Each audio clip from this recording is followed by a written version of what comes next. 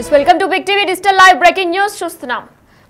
భయపడినట్లే జరిగింది. ఇప్పటికే ఇండియాలో 3 హెచ్ఎంపీవీ కేసులు నమోదైనట్లు తెలుస్తుంది. అయితే 2 కేసులు బెంగళూరులో, ఒక కేసు కూడా మొత్తం అహ్మదాబాద్లో కూడా నమోదైనట్లు తెలుస్తుంది. అయితే ఈ 3 కేసులు కూడా చిన్న పిల్లలకి ఎఫెక్ట్ అయినట్లు తెలుస్తుంది. హెచ్ఎంపీవీ పాజిటివ్గా నిర్ధారణ అయినట్లు తెలుస్తుంది.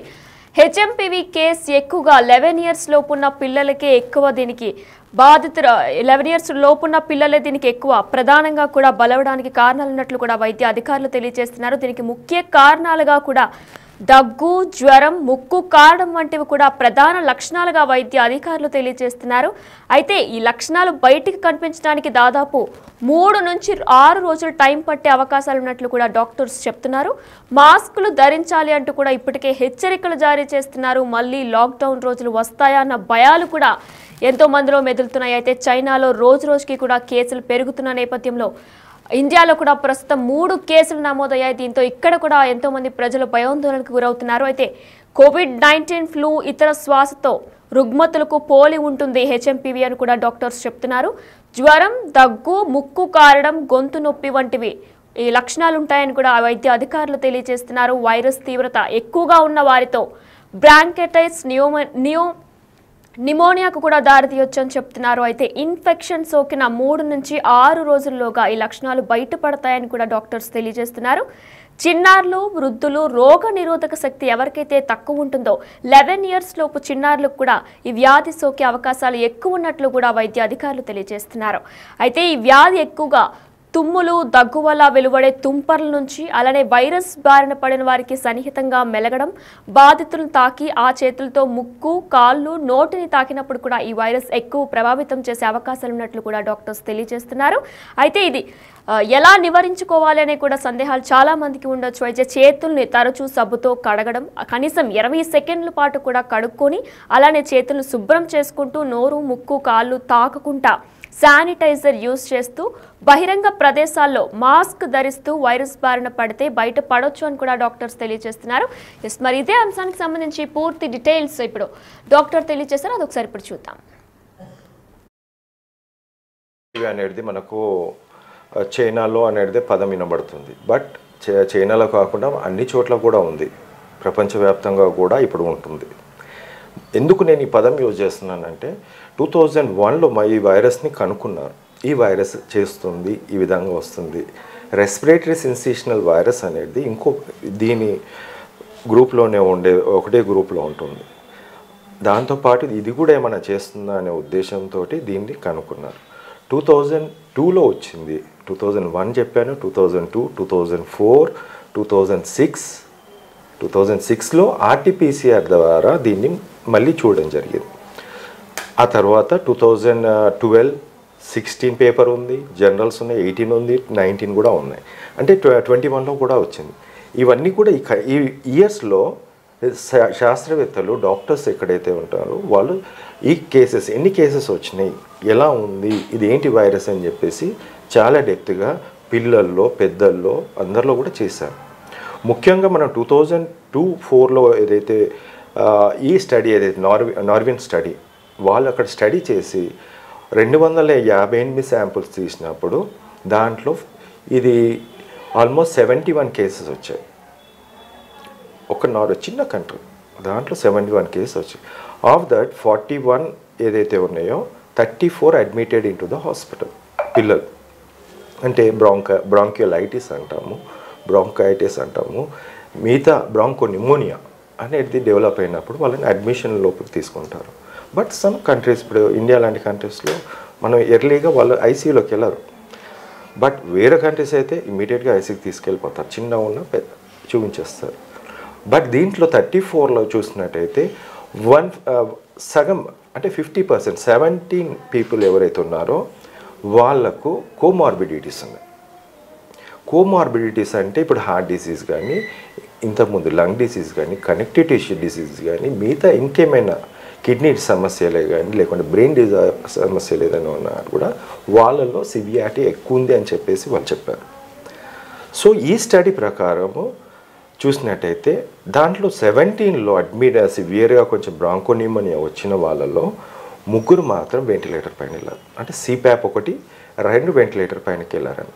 అంటే ఓవరాల్గా మనం చూసినట్టయితే 100 ఇప్పుడు 40 మందిలో మనం చూసింది 3, అంటే 80 మందిలో 6, 100లో 8 మంది అని చెప్పచ్చు ఓవరాల్గా. సో 8 పీపుల్ అనేది అప్పుడు ఆ టైంలో స్టడీలో చిన్నపిల్లల్లో. సో ఈ కోమార్బిడిటీస్ అనే వాళ్ళకి చాలా ఎక్కువ ప్రాబ్లమ్స్ ఉన్నాయి అనేది దాంట్లో. ఈవెన్ రెస్పిరేటరీ సిన్సేషనల్ వైరస్ ఏదైతే ఉందో దాంతో కూడా సేమ్ ఇలాంటి సమస్యలు వస్తుంటాయి. ముఖ్యంగా దీంట్లో సైన్స్ అండ్ సిమ్టమ్స్ మనం ఏం చేస్తాం, ఫస్ట్ కోల్డ్, కాఫ్, ఇది ఫస్ట్ లరింజైటిస్ అంటాం. పైన భాగంలోకి వెళ్ళినప్పుడు కోల్డ్ అనేది ఫస్ట్ ముక్కులో. సో దాని తర్వాత ఫారింగ్స్, కొద్దిగా మంట పుట్టడం, ఆ తర్వాత లారింగ్స్, వాయిస్ రాకుండా డిఫరెంట్ వాయిస్ చేంజ్ అయిపోవడం. సో కాఫ్ అనేది కొంచెం స్టార్ట్ అవుతుంటుంది. ఈ టైం 1-2 days టైంలో ప్రికాషనరీగా తల్లిదండ్రులు కంపల్సరీ డాక్టర్ కన్సల్ట్ చేయాల్సింది. కోరి తెచ్చుకోవడం అంటాము మామూలుగా, షేక్ హ్యాండ్ ఇచ్చి లేకుంటే దగ్గున్న వాడి దగ్గరికి వెళ్ళి, because you have to avoid all those things. Mask పెట్టుకోవడం, షేక్ హ్యాండ్ ఆపడం, లేకుంటే ఎనీథింగ్, ఎవరన్నా దగ్గుతున్నారు పెట్టుకొని మాస్క్ కంపల్సరీ అడ్డం పెట్టుకొని ఏం లేదంటే అప్పుడు. But you cannot avoid in all the situations. ఇప్పుడు ఒక తల్లికే వచ్చింది, బిడ్డకి వచ్చే ఛాన్స్ ఎక్కువ ఉంటుంది, మాస్క్ పెట్టుకోమని చెప్పాలి, పాలిస్తున్నారు కాబట్టి. ఇప్పుడు ఎవరికన్నా ఇంట్లో వాళ్ళకి వచ్చింది, బాబు నువ్వు దూరం ఉన్నాయన్నా, కొద్ది చిన్న పిల్లలు ఉన్నారని చెప్పేసి you can avoid that one. అనవసరంగా సినిమాల్లో థియేటర్లోకి పోయి, లేకుంటే రద్దీ అయిన ప్రదేశంలో బస్లో కానీ ట్రావెల్ బాగా లేకుండా ట్రావెల్ చేయడము, లేకుంటే ఎవరికన్నా ఉన్నా కూడా మనకు వచ్చే ఛాన్స్ ఎక్కువ ఉంటుంది. ముఖ్యంగా వైరస్కి, బ్యాక్టీరియాకి మనం చూసినట్టయితే కోల్డ్ అనేది బ్యాక్టీరియాలు చాలా తక్కువ. సెకండ్, ఈ బాడీ పెయిన్స్, వీక్నెస్, నేను నడవలేకపోతున్నాను, అలాంటి ఒక్క పదం వినబడ్డా అది వైరల్ ఇన్ఫెక్షన్. హై సిఆర్పి ఇన్వెస్టిగేషన్లో that is indicative. Next comes ఇదేంటంటే మనకు ఈ సి-రియాక్టివ్ ప్రోటీన్ అనేది మోస్ట్ ఇంపార్టెంట్. ఇంకొకటి ఏంటంటే ప్లేట్లెట్స్ అనేది ఓన్లీ వైరల్ ఫీవర్లో 4 లక్షలు ఉన్నా 2 లక్షలు పడిపోతాయి.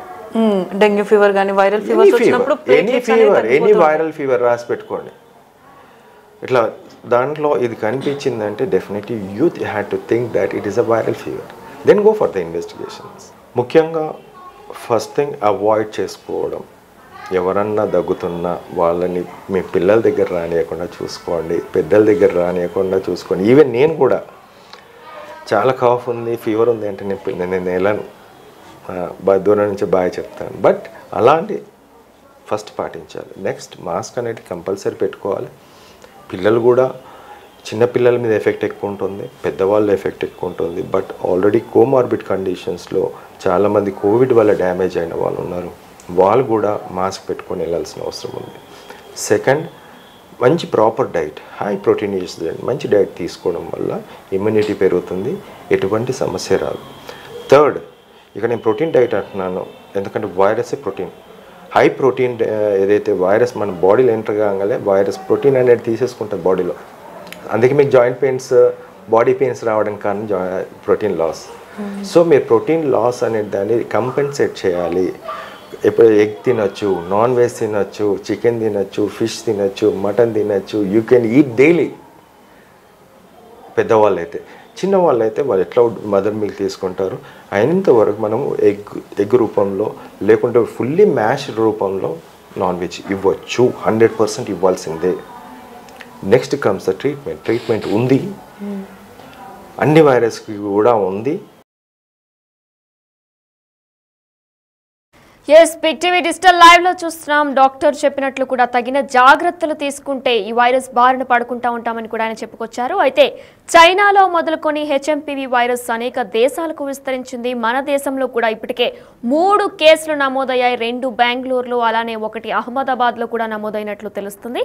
అయితే ఈ వైరస్ ఎక్కువ చిన్న పిల్లలకే ఎక్కువ వైరస్ సోకుతున్నట్లు కూడా తెలుస్తుంది. అయితే వైరస్ బట్టి ఇది పిల్లల్లో ఎక్కువ డిటెక్ట్ అవుతున్నట్లు తెలుస్తుంది. కాబట్టి ఇంట్లో చిన్నపిల్లలు ఉంటే తీసుకోవాల్సిన జాగ్రత్తలు కూడా డాక్టర్ చెప్పారు. అది కూడా మనం ఇప్పటివరకు చూసుకొచ్చాం. అయితే ఈ వైరస్ ఎక్కువగా కూడా దగ్గు తుమ్ము వలన కూడా దగ్గు తుమ్ము వల్ల వెలువడే తుంపర్ల వల్ల ఈ వైరస్ సోకబోతున్నట్లు కూడా తెలుస్తుంది. అలానే వైరస్ బారిన పడే వారికి సన్నిహితంగా మెలగడం, బాధితులను తాకి ఆ చేతులతో ముక్కు, కాళ్ళు, కళ్ళు, నోటిని కూడా తాకినప్పుడు ఈ వైరస్ సోకబోతున్నట్లు కూడా డాక్టర్ తెలియజేశారు. అయితే చేతులను తరచూ సబ్బుతో కనీసం 20 సెకండ్లైనా కడుక్కోవాలి, శానిటైజర్ యూజ్ చేయాలి. అలానే చేతులను శుభ్రంగా చూసుకుంటూ నోరు, ముక్కు, కళ్ళును కూడా తాకకుండా ఎక్కడైనా పరిసరాలు పక్కన తాకి వెంటనే మళ్ళీ చెయ్యిని, నోరుని, ముక్కుని కూడా తాకకుండా ఉండమని కూడా డాక్టర్ చెప్పింది మనం ఇప్పటి వరకు చూసాం. అయితే బహిరంగ ప్రదేశాల్లో కూడా మాస్క్ ధరించడం కూడా చాలా మంచిది అని కూడా ఆయన చెప్పుకొచ్చారు. వైరస్ బారిన పడితే బయట ఎక్కువ తిరగొద్దు అని కూడా డాక్టర్స్ సూచిస్తున్నారు.